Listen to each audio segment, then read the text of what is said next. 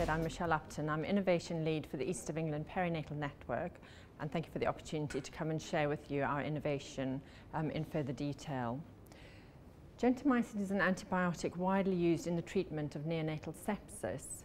It's highly effective but carries risks, including the potential for toxic levels, which can result in renal and hearing impairment.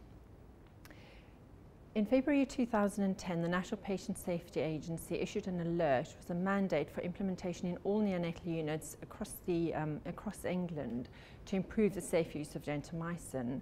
This followed a pilot study undertaken in 2008-2009 to try and improve the safe use of gentamicin, following the acknowledgement that 15% of neonatal medication-related incidents relate to gentamicin, and the pilot study found that using a care bundle had been effective in reducing incidents and therefore mandated the implementation of the alert.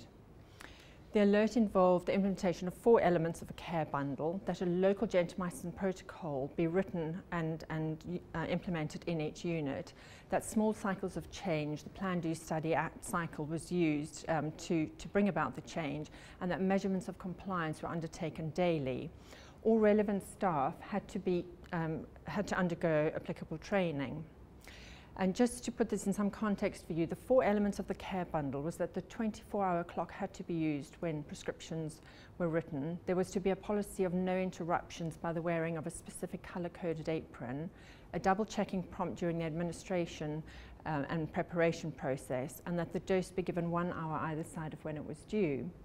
And in the East of England, we decided to adopt a regional approach to implementing the alert. And the reason for that, there were several reasons, but we wanted to reduce variation in practice and in the way the alert was implemented. So we knew from a scoping exercise undertaken at the start of the project that there was wide variation in the use of gentamicin across the region.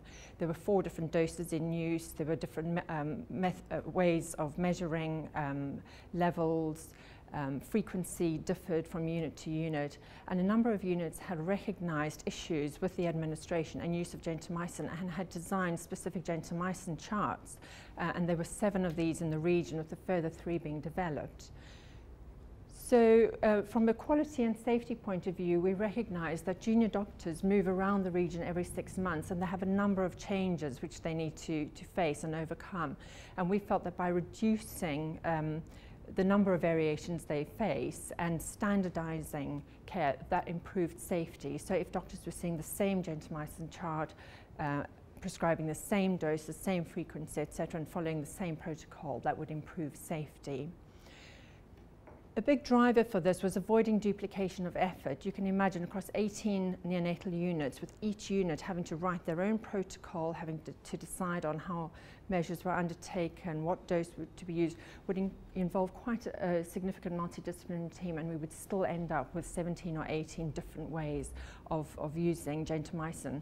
So managing this from a more strategic way, what was seen to be a very effective use of resources. We wanted to provide support and ensure that implementation occurred within the expected timeframes of a year. There was widespread recognition there was a problem, both nationally and within the East of England. And how we went about the innovation was, as I said, we undertook a scoping exercise at the start of the project so that we could ascertain what the variations were and plan resources and support for each unit.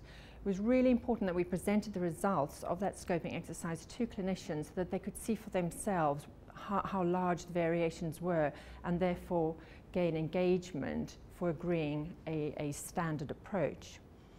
We involved senior leadership from the word go, because we needed clinicians and clinical directors to be open to making changes within their own unit. We also involved governance leads from every trust, because it was almost their responsibility to make sure that the NPSA alert was implemented. We identified local champions in each unit to be able to really cascade the process within their own unit, and support was provided by myself as project lead. Having a local champion also gave each unit local ownership for implementation. And our ultimate aim was to agree a single approach to the dose used, with 4 different doses in place at the time, the frequency of administration, a standardized protocol, the way we would monitor levels, agree a standard prescribing chart rather than moving from the 10 that were about to be in place, and a standardized apron color. So that was very much about patient experience and the parent experience. A common complaint of parents is that as their babies move around the region according to the levels of care their baby requires, there are big variations in practice. So for example, in one unit, parents are required to wear gloves and aprons when handling their baby, and in another unit they aren't. And parents find this really confusing. That's a common complaint. So this was part of the quality. So we implemented, and we could see from the compliance measures that there was a decrease in incidence, there was increased familiarity with the chart, both for medical staff but also nursing staff, and there were reduced interruptions while drugs were being prepared and administered, which made for improved use of resources because there was less time to undertake drug rounds and less errors. Improved prescribing practice because the prompt expected a certain level of prescribing, and therefore there was reduced time in nurses chasing doctors to re-prescribe. The parent experience, as I explained, through the standardization of the apron color, because there were fewer incidents, so babies received their gentamicin doses on time, which it would be difficult to validate, but we proposed that led to a reduced length of stay because babies probably got better in a shorter space of time because they got their antibiotics on time. And as I said, less interruptions, less time taken to respond to clinical incidents. We identified 3 key risks: failure to implement the alert by units, and I know that has been the case nationally. There are some units who still haven't implemented, and what we did about that was making sure we had identified a local champion, ensuring we had high-level support, and then support from myself as project lead. Another risk was not implementing within the time frames, so it was really, really important that we almost set up a personalized implementation plan for each unit, taking into consideration what the barriers to implementing would be and ensuring we implemented in time. And lack of consensus on a regional approach. This was quite a high-risk project. It was the first we had done, but actually it was done with surprising ease. And I think that clinicians, having recognized the variation in practice, were very keen that we did standardize the approach because they could see the benefits in safety. I would say the spread of this is very easy. Networks are very well placed to lead on innovation, and as long as you've got a good project management expertise, support, open-mindedness, and you're able to focus on the limitations for units with the message that this has to be done, you will get there. The impact we've seen is a decrease in incidence, really the aspects I ran through before: reduced errors, improved prescribing practice certainly, and less interruptions. And what we found was that although nurses were expected to wear the purple apron only when administering gentamicin, they've now adopted it for all their drug preparation rounds, which is a real win. There's been improved staff awareness around the risks involved with gentamicin. Very difficult to accurately pinpoint the financial savings. I was paid at a band 8A. I ran this project alongside 2 others at the same time.